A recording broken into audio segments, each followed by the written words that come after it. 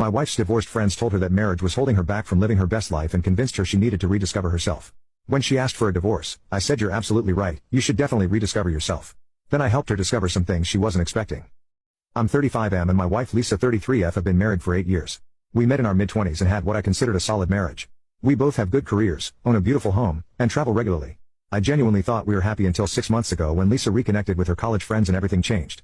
The friend group consists of Lisa, Monica, Jessica, and Ashley. After graduation, they'd stayed in loose contact through social media but hadn't spent much time together. Monica had moved across the country after her second divorce, Jessica had been married and divorced twice, and Ashley had focused on her career and never married. Lisa was the only one in a stable long-term relationship. 6 months ago, Monica moved back to our city after her divorce. She reached out wanting to reconnect and rebuild her support network. Lisa was excited to revive old friendships and started meeting them for weekly dinners. At first, I thought it was great that Lisa was reconnecting with friends. The weekly meetups quickly turned into daily contact. Lisa would come home talking about how enlightened and empowered her friends were. She started using phrases I'd never heard from her about living authentically and not settling for less.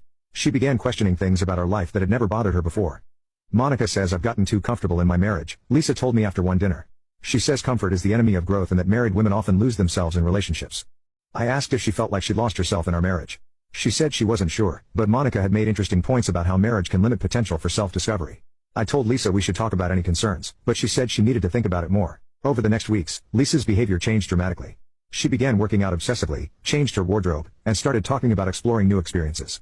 She signed up for classes, bought expensive products, and began spending money on things she'd never been interested in before.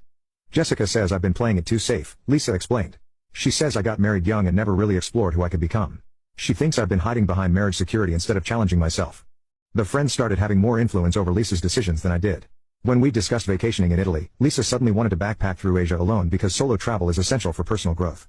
When I suggested we travel together, Lisa said that would defeat the purpose. Ashley never got married because she didn't want to be tied down, Lisa said. She's traveled to 40 countries and built an amazing career because she prioritized herself over relationships. She says I could have done the same if